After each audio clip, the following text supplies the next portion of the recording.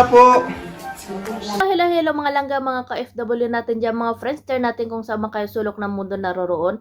Sana ay nasa mabuti kayong kalagayan, mapagpalang araw sa ating lahat. Welcome back sa aking munting tahanan. Ngayon mga langga ay magbibigay lang tayo ng latest update dito kay Ate Mylene, kung saan nga ay matagal-tagal na rin tayong hindi nakapagbigay ng latest update dito kay Ate Mylene. Kamusta na kaya sila Ate Mylene? Dito nga sa latest vlog ni Kalinga Prab ay binisita nilang bigla itong si Ate Mylene at syempre may dala na naman silang package galing ibang bansa, 'di ba? Makikita talaga natin kung gaano kamahal ng mga supporters ni Ate Mylene ang kanyang mga anak. Kaya naman ay hindi mawala-wala yung blessings na para sa kanila. Kusa na lang dumarating na hindi mo malalaman. Pero nga sa pagpunta nga nila Kalinga Prab, nahirapan nga sila pagdala o pagbuhat ng karton na yon kasi nga napakabigat at napakahirap ng daan. Kasi nga umuulan naman at napakahirap talaga yung daanan doon kila Ate Mylene kasi nga medyo malayo pa doon sa highway.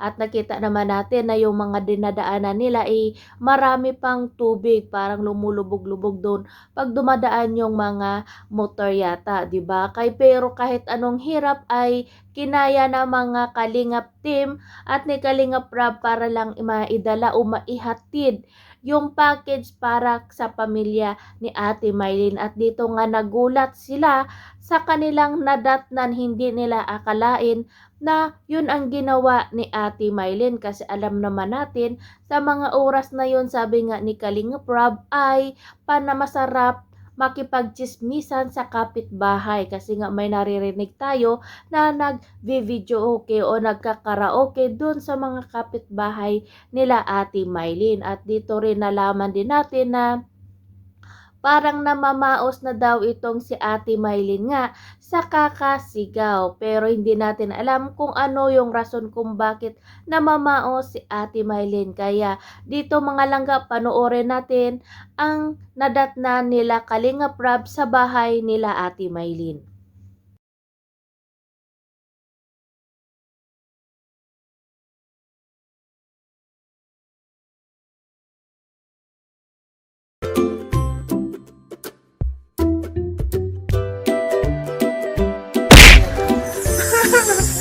Nakaabang na. Ay, nag-bless. Ang mabait. Ay, ang dami ng nag-evolve na, nag-improve na. Ate Mylene. Ate Mylene, kumusta na po? Ha? Sipag talaga ni Ate Mylene. Ate Mylene, ba't pag ganitong oras dapat nandiyan ka sa kapitbahay? Dito pag-chismisan. Hindi na nga po ako nalalabas. Ha? Hindi na po ako nalalabas. Nalabas na po ako pag malaki, pag pangulan eh. Ay. Gantong oras ba kayo masarap makipag-chismisan? Hindi na po ako nalalabas. Mga sariwang gulay okra, talong, ano? Sarap, mga sariwa. Saan yung galing ate? Namalingkit po sa labo ngayon. Ha? Namalingkit po ako sa labo ngayon. Namalingki po kayo sa labo? Saan sa labo? Sa ano? Sa Batyang magandang mamalingki. Tignan mo, ang gaganda mga gulay niya. Oh. Sa Amerika, sa Batyang mo. Ay, yan Agri lang. Pinoy! Agri Pinoy! Ay, magaling talaga si Very good. Very good, magaling, mahusay. Kahapon po, naglapo naman ako po. Nagtinda ka kahapon. Opo, araw-araw po naglalako. Araw-araw kang titinda. Ang sipag, ano? Ate Mylene na yung pag-meeting. Opo, pag-pit. Ay, oo nga, ano? Pang pakbet. Maari yan, mabenta yan pang pakbet. Gawinda po. Wala. Ano po? Kaya mo na po kayo. Kaya na muna. Makape na lang kami. Oh, si Mark, andito ka lang kung nanliligaw ka pa. Mayroon na pala si Mark. Yan. Si Macy. Nasa ano po nagpasok. May pasok pala si Macy. Very good. May pasok daw po si Macy, nag-aaral. You know, nagbabablog. Kaya natin sa talong. Ay, umiyak na. Kaya natin sa talong. Alam, first time ko nakita ko. Wawa man. Wawa man si Chris. O nanay daw marunong na. Nakakakilala na? Ay, hindi po. Nakakakilala na. Ah. Kay Mark. Kaya tigawa titigil kay Mark. Ay, marunong na talaga. Hindi ako marunong. Sabi ko, pag ganitong oras, di ka dapat nasa kapitbahay ka dapat. Hindi po. Tama sila nagbibidyo Ano kay. kaya po? Doble sila. Ganitong oras yung maganda magbidyo kay ano? Doble yung... Ganitong oras yung malakas yung chismis. Oo, malakas yung sismis, malakas yung wifi. Ganitong oras po, sabi po, doble kayod. At may nag-aaral na. Ay, may nag-aaral na. Kaya po, doble kayod. Ay na. Boy, talaga sipag ni Ate Maylin. Kaya masarap tulungan si Ate Maylin. Oh. Ayan po, magaling kanino ngayon? Kay Mama Arlene Pablo. Naka-plastic. Naka-plastic na. Galing kay Mama Arlene Pablo. Ate Maylin, pera para sa'yo. Alam mo naman, pag masisipag na nanay, pinagpapala. Naman yung kinapakita kong bigas. Lahat po sa loob ng bahay. Ay siya. Opo. Yung pong kinikita ko po inaanti-ati ko. Hmm. Sa may grocery, bigas. Ay, pabibili ko lang po ako yung bigas. Mabubuhay na. Mabubuhay. Ay, oo nga, ano. Salamat po. Bigyan natin ng 5,000 si, Ate Maylin. Maraming salamat po. Ito na mga langga, diba? Napakahirap ng dinaanan ng mga Kalingap team. Ang bigat-bigat ng karton, hindi na nga nila nabuksan kasi nga siguro wala na silang time.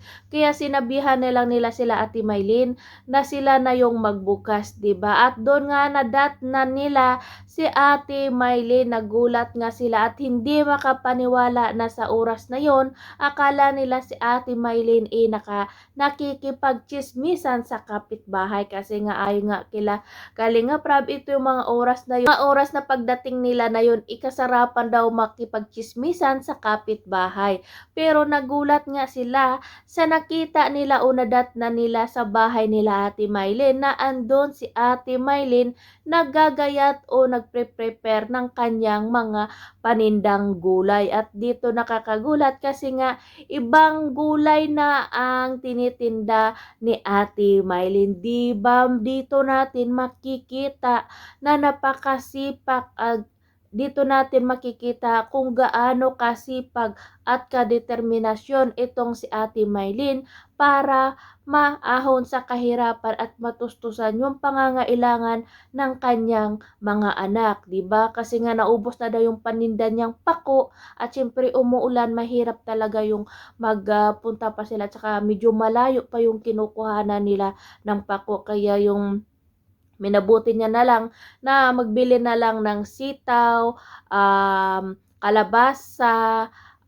ampalaya, yung pangpakbit na gulay, 'di ba? Makikita natin na ang dami-daming mga gulay na binili ni Ate Maylin. Napaka-presko at mga fresh pa yung mga gulay na kanyang binili. Kaya dito napapabilib naman si Kalingap Rab at ang Kalingap team dahil nga sa sipag ni Ate Maylin. Nagkakamali tayo sa mga iniisip nila. So mga sinisiraan nila si Ate Maylin na hindi na daw nagtratrabaho at umaasa na lang sa binibigay ng sponsors at nila Kalingap Rab para sa kanya. Pero dito nakikita talaga natin na napakasipag ni Ate Maylin at hindi siya umaasa lang sa bigay.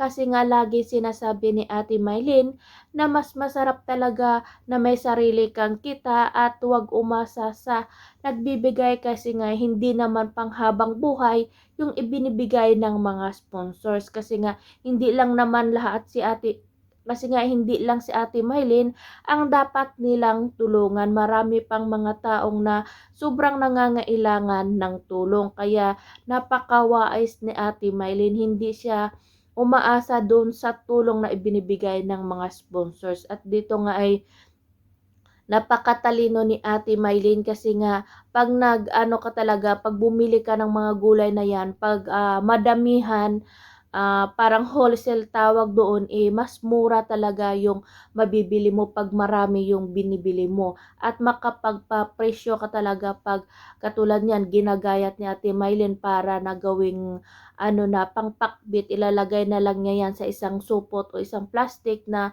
mix na yung mga gulay na pangpakbit talaga. Yung mga ingredients na pangpakbit, 'di ba? Hindi na nila kailangan pa nalinisan ang magbibili doon kasi nga ay nalinisan na ni Ate Maylin. Yung gawin na lang nila ay bumili ng mga sahog nila kung anong gusto nilang sahog. Kaya napakaganda ng inaisip ni Ate Maylin na magiging negosyo. At dito ay napakatalino niya kasi pag naubos na yung pako nag-iisip naman talaga siya kung ano yung maaari niyang ibenta. Dito natin makikita na kung gaano kasipag itong si Ate Maylin.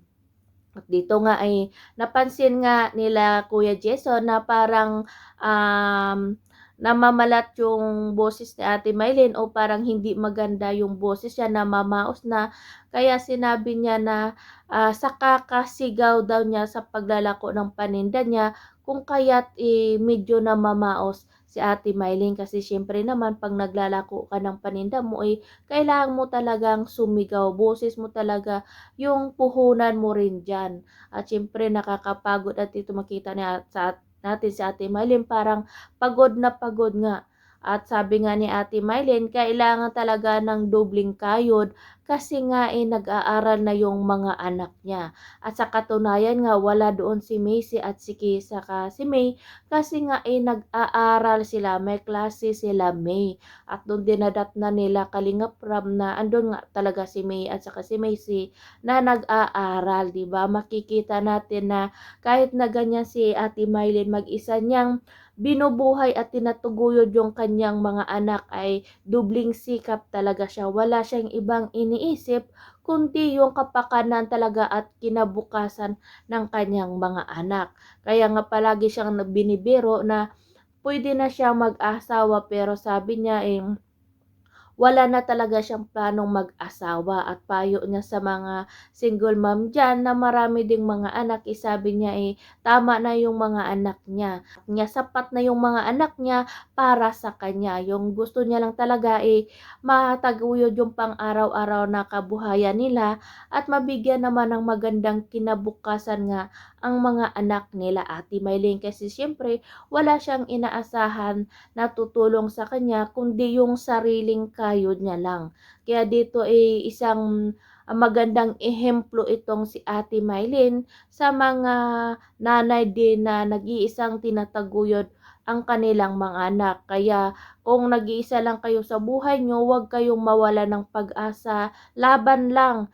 Magtrabaho tayo, ipakita natin na kaya natin buhayin yung mga anak natin. Huwag tayong umasa sa bigay-bigay ng ibang tao. Mas masarap talaga na kumikita ka ng pera na galing sa pinaghirapan mo. Kasi nga nakaka-proud yun at masasabi mo balang araw na nakapagtapos ang iyong mga anak dahil sa sariling sikap mo at pagtiyaga, 'di ba? At pagtatrabaho syempre.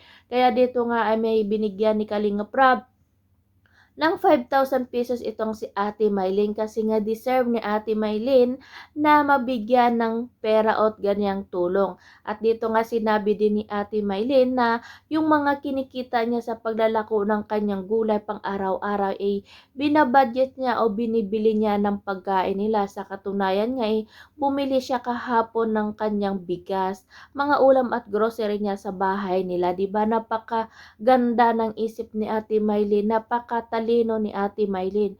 Kasi nga hindi niya na iniisip yung sarili niya, yung iniisip niya talaga yung kapakanan ng kanyang mga anak, ang kakainin ng kanyang mga anak, lalong-lalo na ngayon na parang lahat ng mga anak niya ay nag-aaral. At dito nga makita natin din itong si Chris nga sana gumaling na kay parang may sakit nga yata ito, masama yung pakiramdam.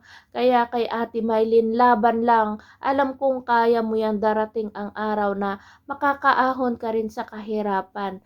Mabilis lang yung panahon Ate Maylin. Andyan naman si Mark na katuwang mo sa paghahanap buhay. Andyan siya laging nagbabantay sa yung anak na maliit na si Chris at alam naman at nakikita natin na yung mga anak mo napakasipag din, determinado silang makapagtapos ng pag-aaral kahit na nahihirapan ka na. Balang araw makakakabawi din sila sa'yo. Magiging magiging proud ka rin sa kanila pag makapagtapos na sila ng pag-aaral. Kaya laban ng Ate Mylene kasi nga maraming nagmamahal at sumusuporta sa'yo. Tama yung sinasabi mo na huwag ka nang lumabas at makipagchismisan sa labas. Kasi nga sabi nga ni Ate Mylene ay hindi na daw siya lumalabas sa bahay niya na lang daw siya pagkatapos maglako ng kanyang paninda. Kaya maganda yan Ate Mylene kasi nga sinusunod mo yung mga payo ng mga nagmamahal at sumusuporta sa'yo. At para na rin yan sa'yo, para iwas na rin sa gulo at sa chismis, di ba? Para mas lalo kang mahalin at suportahan ng mga taong nagmamahal sa'yo. At syempre, iwas bash na rin sa mga bashers kasi nga napaka sakit minsan pag magbabash yung ibang tao. Kaya mas mabuti na yung wag ka na lang makipaghalubilo sa ibang tao kung wala ka namang gagawin. Alagaan mo na lang yung mga anak mo, magtinda ka ng para sa kinabukasan ng pamilya mo kasi pag yung makipagchismisan ka lang sa kapitbahay mo wala ka talagang mapapala, gulo lang ang ibibigay nila sa inyo yan at chismis lang at masisira lang yung buhay mo at yung image mo pati yung mga anak mo. Kaya maganda yung ginagawa mo pagkatapos mo maglako ng paninda mo ay alagaan mo na lang yung mga anak mo. Kaya saludo ako sa iyo Ate Mylene, napakatapang mo kaya marami pang blessings na darating sa iyo. Doon sa mga supporters na walang sawang tumutulong kay Ate Mylene, more blessings at dito kay Kalinga Prab at dito naman kay Kalinga Prab at sa Kalinga Team, more blessings, more power, and ingat lagi. Jesus love us.